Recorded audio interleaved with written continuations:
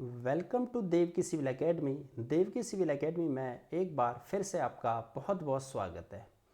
अपने कंप्यूटर की इस सीरीज़ को आगे बढ़ाते हुए आज का जो हमारा यहाँ पे टॉपिक रहने वाला है वो रहेगा क्लासिफिकेशंस ऑफ कंप्यूटर। ठीक है जी, यानी कंप्यूटर के वर्गीकरण को हम आज यहाँ पे देखेंगे और देखेंगे हम किस किस तरीके से जो कंप्यूटर डिवाइसेस है इनका वर्गीकरण किया गया है। ठीक है जी, तो हमारा जो आज यहाँ पे टॉपिक रहेगा क्लासिफिकेशन ऑफ कंप्यूटर को हम यहाँ पे आज देखने वाले हैं। ठीक है, इससे पहला हमारा वीडियो जो हमारा लेक्चर था उसमें हमने बात की थी बेसिक इंट्रोडक्शन कंप्यूटर के बारे में कि कंप्यूटर क्या होता है और उसका फुल फॉर्म यहाँ पे क्या क्या होता है, उसका मीनिंग क्या होता है फुल फॉर्म का। साथ ही साथ हमने बात की थी जो कंप्यूटर है किस किस तरीके से वो वर्क करता है।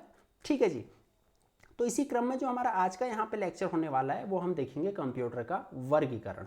ठीक है जी, तो चलिए स्टार्ट करते हैं। सबसे पहले बात करते हैं जो हमारा कंप्यूटर होता है ये हमारे पास कितने प्रकार को होते हैं। तो कंप्यूटर को हमें जो हमारे पास कंप्यूटर होते हैं इन्हें 3 आधारों पे यहाँ पे क्या किया गया है, वर्गीकृत किया गया है। ठीक है, यानी जो कंप्यूटर हैं इनका 3 आधारों पे क्या किया गया है, इनका वर्गीकरण यहाँ पे किया गया है। तो देख के चलते हैं कौन कौन से वो 3 आधार यहाँ पे हमें देखने के लिए मिल जाते हैं। तो पहला आधार देख के चलते हैं। जो पहला आधार यहाँ पे होता है, पहला जो बेस होता है वो होता है कार्यप्रणाली के आधार पर। ठीक है जी, किस आधार पे? बेस्ड ऑन मैकेनिज्म, यानी जो कंप्यूटर हैं वो किस तरीके से काम करते हैं, किस तरीके से उनका जो कार्य है वो होता है, इस बेस पे यहाँ पे पहला वर्गीकरण हमें देखने के लिए मिल जाता है। दूसरा वर्गीकरण की बात करें तो दूसरा वर्गीकरण हमें देखने मिलता है उद्देश्य के आधार पर। ठीक है, बेस्ड ऑन पर्पस, यानी जो हमारे पास कंप्यूटर है वो क्या उद्देश्य उसका रहा है, किस उद्देश्य के लिए उनको डिजाइन किया गया है। ठीक है, तो ये होता है हमारे पास दूसरा पर्पस। और तीसरा और लास्ट पर्पस हम देख के चलते हैं कौन सा बेस है हमारे पास। तीसरा बेस आ जाता है हमारे पास आकार के आधार पर। ठीक है, तो based on the size of the computer, यहाँ पे हम जो तीसरा हमारे पास यहाँ पे वर्गीकरण इसका होता है वो यहाँ पे हम इसको कर देते हैं। ठीक है, तो ये हमारे पास 3 आधार हो जाते हैं किसी कंप्यूटर के लिए, उनको वर्गीकरण के लिए, उनके क्लासिफिकेशन के लिए। कौन कौन से? पहला हमने कहा on the basis of mechanism, कार्यप्रणाली के आधार पर। दूसरा हमने देखा बेस्ड ऑन पर्पस यानी उद्देश्य के आधार पर। और तीसरा हमने यहाँ पे देखा बेस्ड ऑन साइज यानी आकार के आधार पे। ठीक है, तो ये हमारे पास 3 प्रकार के कंप्यूटर हो जाते हैं। तो अब एक एक करके देख के चलते हैं। पहला हम देख के चलेंगे यहाँ पे कार्यप्रणाली के आधार पर यानी बेस्ड ऑन मैकेनिज्म। ठीक है, तो ये कंप्यूटर क्या होते हैं इनको देख के चलते हैं। तो सबसे पहले बात करते हैं कार्यप्रणाली के आधार पर, यानी कंप्यूटर किस तरीके से कार्य करता है, क्या क्या उसका कार्य रहता है। तो इस आधार पर जो कंप्यूटर हमारे पास 3 प्रकार के यहाँ पे होते हैं। ठीक है, तो कार्यप्रणाली के आधार पे यानी बेस्ड ऑन मैकेनिज्म के आधार पे हमारे पास कंप्यूटर कितने प्रकार के होते हैं? हमारे पास कंप्यूटर 3 प्रकार के होते हैं। ठीक है, तो वो 3 प्रकार कौन कौन से देख के चलता है। पहला आ जाता है हमारे पास एनालॉग कंप्यूटर, दूसरा आ जाता है हमारे पास डिजिटल कंप्यूटर और तीसरा आ जाता है हमारे पास हाइब्रिड कंप्यूटर। ठीक है, तो 3 प्रकार हो जाते हैं, एनालॉग कंप्यूटर, डिजिटल कंप्यूटर और हाइब्रिड कंप्यूटर। ठीक है जी, अब एक एक करके देख के चलते हैं कि एनालॉग कंप्यूटर क्या होता है, फिर देख के चलेंगे डिजिटल और हाइब्रिड के बारे में। ठीक है जी, तो सबसे पहले बात करते हैं कि एनालॉग कंप्यूटर क्या होता है। अब देखिए एनालॉग कंप्यूटर क्या होता है। एनालॉग कंप्यूटर वे कंप्यूटर होते हैं जो क्या करते हैं, किसी भौतिक राशि यानी फिजिकल जो हमारे पास यहाँ पे क्या होती है, जो फिजिकल हमारे पास यहाँ पे चीजें होती है उनका मेजरमेंट यहाँ पे करती है। ठीक है, जैसे बात करूं प्रेशर की यानी दाब की, तापमान की, टेम्परेचर की, लंबाई यानी लेंथ की, वेट यानी केजी की, हाइट की, इन सभी चीज़ों का जो फिजिकल मेजरमेंट जो करती है उसे हम कह देते हैं क्या, एनालॉग कंप्यूटर। ठीक है जी, क्या होता है एनालॉग कंप्यूटर? मैंने आपसे कहा ऐसा कंप्यूटर जो क्या करता है, जो फिजिकल जो मेजरमेंट के लिए यूज किया जाता है जनरली, उसको हम क्या बोल देते हैं यहाँ पे, एनालॉग कंप्यूटर बोल देते हैं। ठीक है जी, यानी राशियों की तुलना जो करता है उसे हम क्या बोल देते हैं यहाँ पे, एनालॉग कंप्यूटर बोल देते हैं। जैसे बात करते हैं थर्मामीटर की। आपने थर्मामीटर तो देखा ही होगा जिससे हम क्या मापते हैं, अपना फीवर नापते हैं, अपना बुखार हम यहाँ पे नापते हैं। तो वो टेम्परेचर के आधार पे, तापमान के आधार पे बता देता है कि हमें इतना डिग्री सेल्सियस बुखार है। तो वो क्या है, हमारे पास एक एनालॉग कंप्यूटर है। ठीक है जी, कंप्यूटर का मतलब से ये नहीं होता कि उसमें कीबोर्ड हो, माउस हो, बटन हो, मॉनिटर हो, स्पीकर हो, ये कंप्यूटर का मतलब नहीं होता। कंप्यूटर का मतलब होता है कि ऐसी डिवाइस जो हमारे काम को आसान कर दे। ठीक है जी, ऐसी डिवाइस जो हमारे काम को आसान कर दे, जो हमारे इनपुट को ले और डेटा को प्रोसेस करके आउटपुट कर दे। ठीक है, तो थर्मामीटर भी हमारे पास, थर्मामीटर भी 2 थर्मामीटर होते हैं। एक मैनुअल थर्मामीटर होता है जिसमें हमारे पास पारा भरा रहता है, मरकरी भरी रहती है, और दूसरा हमारे पास आजकल डिजिटल यहाँ पे थर्मामीटर चलने लग गया है। ठीक है, तो हम बात कर रहे हैं यहाँ पे डिजिटल थर्मामीटर की, ठीक हो गया। तो ये हो गया हमारे पास क्या, एनालॉग कंप्यूटर। अब देख के चलते हैं दूसरा जो हमारे पास आ जाता है वो आता है डिजिटल कंप्यूटर, ठीक है। अब देख के चलते हैं कि डिजिटल कंप्यूटर क्या होता है। देखिए नाम से ही पता चल रहा है डिजिटल यानी डिजिट, इसका मतलब क्या होता है, अर्थात डिजिटल कंप्यूटर वह कंप्यूटर होता है जो क्या करता है, अंकों की गणना करता है, ठीक है जी। ये क्या करेगा, ये अंकों की गणना करेगा, यानी नंबर सी की यहाँ पे डिजिट की क्या करेगा, ये कैलकुलेशन यहाँ पे करेगा, ठीक है जी। जैसे जैसे बात करते हैं हमारी गाड़ी में या फिर बाइक में स्पीडोमीटर लगा हुआ रहता है। हम जानते हैं कि हमारी जो बाइक है या फिर गाड़ी है उसमें दो तरह के मीटर हमें देखने के लिए मिलते हैं, एक मिलता है डिजिटल मीटर, एक मिलता है एनालॉग मीटर, ठीक है। तो जो डिजिटल जो मीटर होता है वो हमें स्पीडोमीटर होता है, वो स्पीडोमीटर यानी स्पीड बताता है वो, ठीक है। क्या बताता है, हमें स्पीड बताता है, वो बताता है कि हम 60 किलोमीटर पर आवर से जा रहे हैं या 20 किलोमीटर पर आवर या 30 किलोमीटर पर आवर, वहां पे स्क्रीन पे लिखा हुआ आ जाता है, ठीक है। तो ये एक बेस्ट एग्जाम्पल हो जाता है कि इसका डिजिटल कंप्यूटर का, ठीक है जी। आई होप आपको इतना समझ में आ गया होगा कि डिजिटल कंप्यूटर वे कंप्यूटर होते हैं जो क्या करते हैं, डिजिट का कैलकुलेशन करते हैं या फिर डिजिट को क्या करते हैं, हमें दर्शाते हैं, ठीक है। एक प्रोसेस के बाद, एक कैलकुलेशन के बाद हमें क्या करते हैं, डिजिट को शो कराते हैं। तो हम इन्हें बोल देते हैं क्या, डिजिटल कंप्यूटर, ठीक है जी।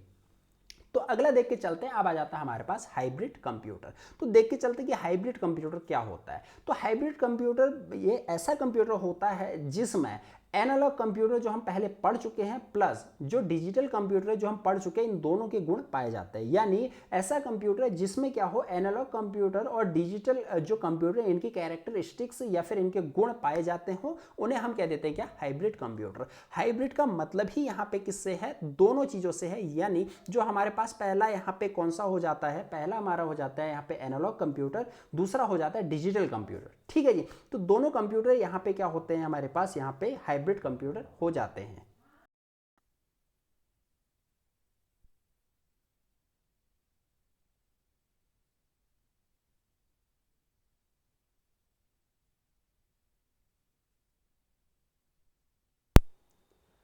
अब बात करके चलते हैं जो हमारे पास हाइब्रिड कंप्यूटर होते हैं, इनके एग्जाम्पल की बात करके चलते हैं, ठीक है जी।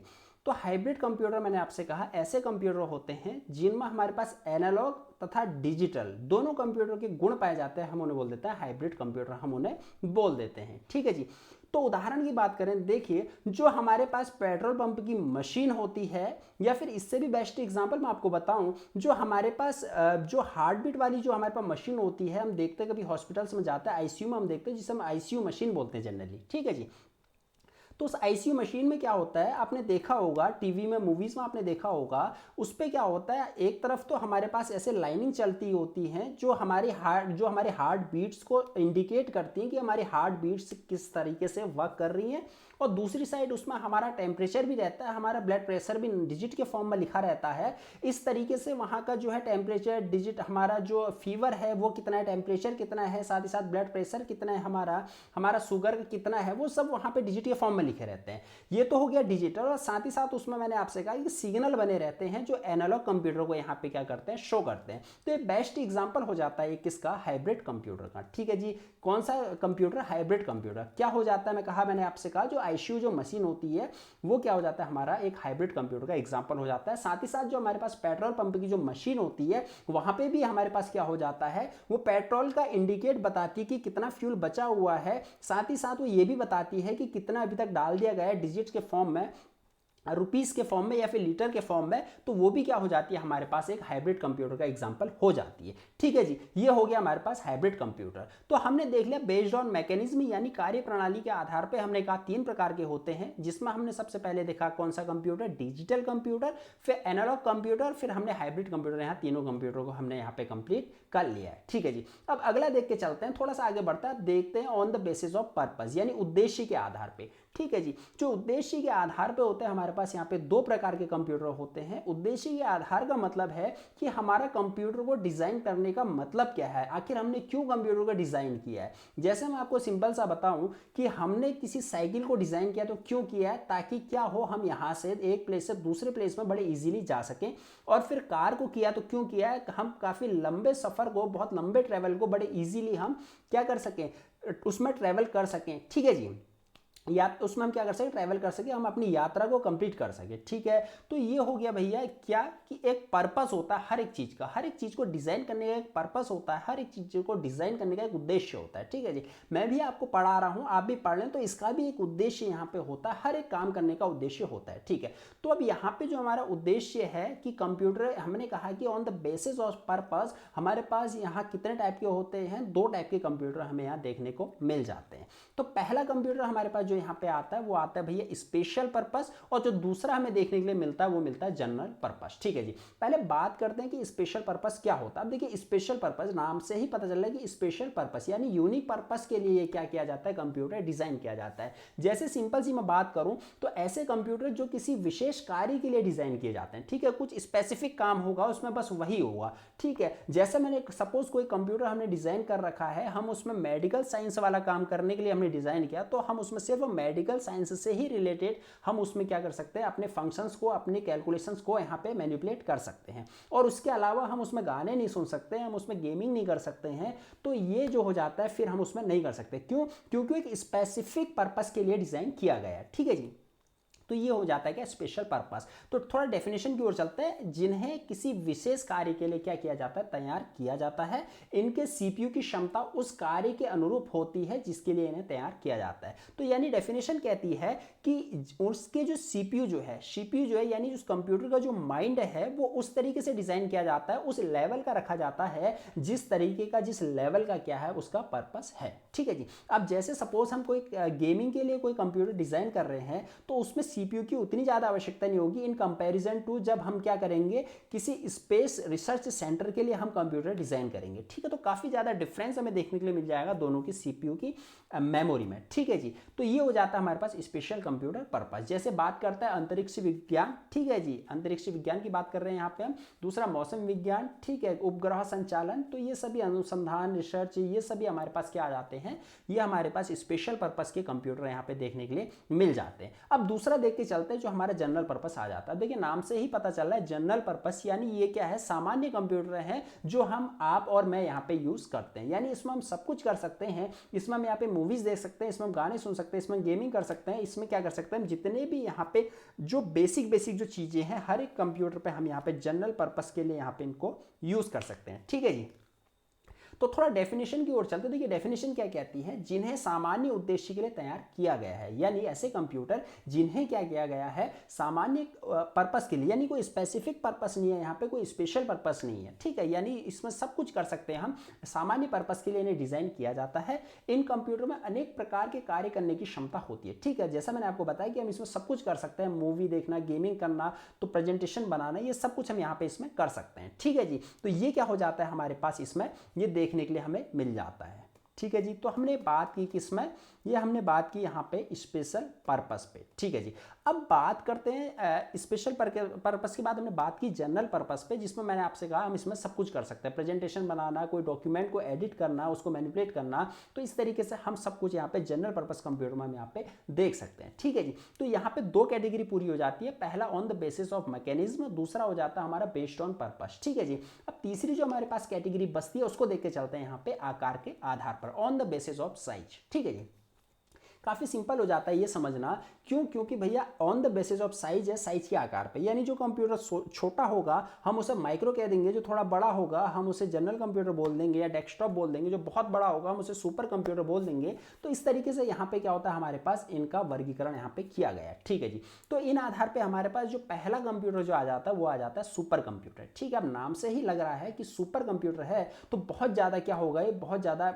अट्रैक्टिव होगा, बहुत ज़्यादा क्या होगा, जनरल पर्पस के लिए ये यूज नहीं किया जाता होगा। ठीक है जी, थोड़ा डेफिनेशन की ओर चलते हैं। ये सबसे अधिक गति वाले कंप्यूटर वो अधिक क्षमता वाले कंप्यूटर होते हैं, यानी इनकी जो गति होती है, इनकी जो स्पीड होती है वो क्या होती है, सर्वाधिक होती है, सबसे ज्यादा होती है। ठीक है, और ये क्या होते हैं, एक क्या बहुत ज़्यादा इनकी क्षमता जो होती है, इनकी कैपेसिटी जो होती है बहुत ज़्यादा अधिक होती है। ठीक है जी, इनमें एक से अधिक सीपीयू लगाए जा सकते हैं। अब देखिए एक सुपर कंप्यूटर है तो इसमें एक से ज़्यादा सीपीयू लगाए जा सकते हैं। ठीक है, यानी जो कंप्यूटर की यहाँ पे कैलकुलेशन की जो पावर है, जो कंप्यूटर का जो माइंड है उसको यहाँ पे क्या कर दिया जाता है, इंक्रीज कर दिया जाता है अकॉर्डिंग टू अवर नीड। ठीक है जी, इसके बाद क्या होता है, इसमें एक या एक से अधिक व्यक्ति भी साथ में काम कर सकते हैं। जो हमारा जनरल कंप्यूटर होता है हम इसमें एट अ टाइम एक ही पर्सन इसमें यहाँ पे यूज़ कर सकता है इसे। लेकिन जो हमारे पास सुपर कंप्यूटर होते हैं, इतने बड़े कंप्यूटर होते हैं, कमरे के बराबर इनका साइज होता है लगभग, इसमें क्या होता है एक से अधिक लोग यहाँ पे एट अ टाइम यहाँ पे काम कर सकते हैं इस कंप्यूटर में। ठीक है जी।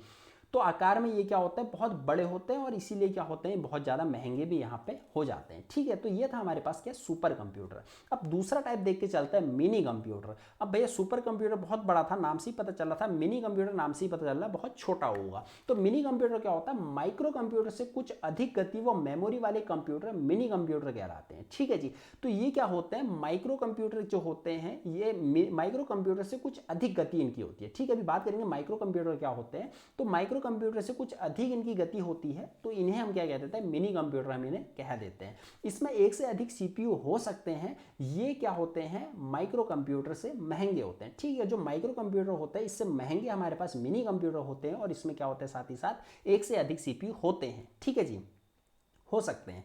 तो मिनी कंप्यूटर का उपयोग यातायात में, यात्रियों के लिए आरक्षण प्रणाली का संचालन और बैंकों में बैंकिंग कार्यों के लिए होता है। यानी जो हमारे पास जो मिनी कंप्यूटर जो है इसका यूज़ कहाँ पे किया जाता है, जो हम टिकट रिजर्वेशन करते हैं फ्लाइट्स की या ट्रेन की या बसेस की, वहाँ पे इसका यूज़ किया जाता है मिनी कंप्यूटर्स का। साथ ही साथ जो बैंकिंग सेक्टर है वहाँ पे बैंकिंग के लिए वहाँ पे इसका यूज़ किया जाता है। ठीक है जी। तो ये हो गया हमारे पास क्या, मिनी कंप्यूटर। अब देख के चलता है मेन फ्रेम कंप्यूटर। तो मेन फ्रेम कंप्यूटर क्या होते हैं, मेन फ्रेम कंप्यूटर ऐसे कंप्यूटर होते हैं जो मिनी कंप्यूटर से कुछ अधिक गति और अधिक क्षमता वाले होते हैं। ठीक है, यानी मिनी कंप्यूटर से क्या होगा, थोड़ी सी अधिक एडवांस होंगे, इनकी कैपेसिटी थोड़ा ज़्यादा होगी और इनकी स्पीड भी थोड़ा यहाँ पे ज़्यादा देखने के लिए हमें मिल जाती है। ठीक है, इन्हें हम बोल देते हैं क्या, मेन फ्रेम कंप्यूटर हम इन्हें यहाँ पे बोल देते हैं। तो ये जो कंप्यूटर होते हैं ये आकार में बहुत ज़्यादा बड़े हमें देखने के लिए मिलते हैं। साथ ही साथ इनमें अत्यधिक मात्रा में डाटा पर तीव्रता से प्रोसेस करने की क्षमता होती है। यानी ये जो कंप्यूटर होते हैं मेन फ्रेम कंप्यूटर, ये क्या करते हैं, किसी भी डेटा को बहुत ज़्यादा स्पीड से क्या करते हैं, प्रोसेस कर देते हैं, यानी कैलकुलेशन बहुत ज़्यादा इजीली कर देते हैं। ठीक है जी। इसलिए इनका उपयोग बड़ी कंपनियों, बैंकों, रेलवे, आरक्षण, सरकारी विभाग द्वारा किया जाता है। ठीक है, इसीलिए जो इनका जो यूज़ है वो कहाँ किया जाता है, रेलवे आरक्षण, जो हम टिकट रिजर्वेशन करते हैं, क्योंकि हम जानते हैं रेलवे टिकट रिजर्वेशन करना एक ही साइट हमारे पास रहती है गवर्नमेंट की, रेलवे की।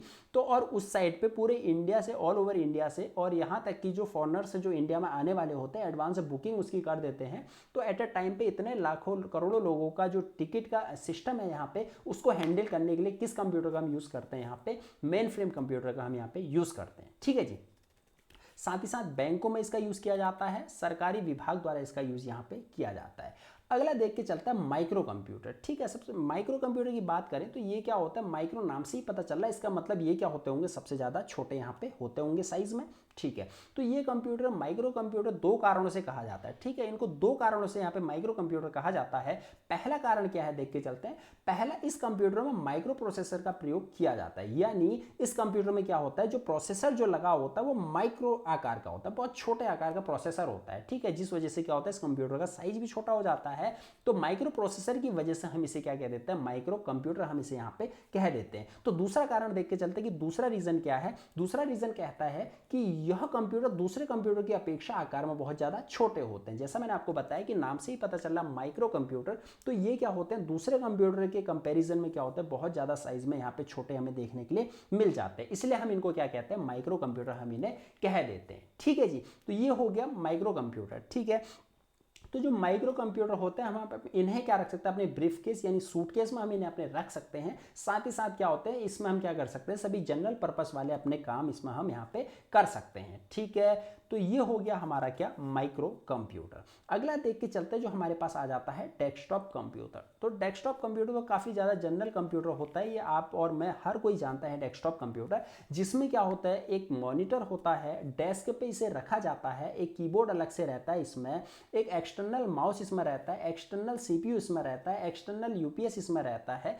तो ये सभी चीज़ें जिसमें रहती है उसी को हम क्या बोल देते हैं, डेस्कटॉप कंप्यूटर। तो डेस्कटॉप बोलने का मतलब इसमें सिंपल सा सीधा से ये मतलब, इसको डेस्कटॉप यानी डेस्क के ऊपर से रखा जाने वाला जो कंप्यूटर होता है उसको हम बोलते हैं क्या, डेस्कटॉप कंप्यूटर। ठीक है, डेस्क प्लस टॉप यानी डेस्क के टॉप में रखा जाने वाला कंप्यूटर क्या कहलाता है, डेस्कटॉप कंप्यूटर कहलाता है। इनकी कीमत बहुत कम होती है, इनका जो कॉस्ट रहता है काफ़ी ज़्यादा लो रहता है, लेकिन इनका क्या है, क्यों रहता है, क्योंकि ये क्या है थोड़ा सा ओल्ड मॉडल के यहाँ पे हो जाते हैं। साथ ही साथ इनको ट्रैवल में ले जाना, इनका जो यहाँ पे ट्रैवल है, यहाँ पे ट्रांसपोर्ट जो है इनका एक स्थान से दूसरे स्थान में ले जाना, ये काफ़ी डिफिकल्ट हमारे लिए हो जाता है। ठीक है जी।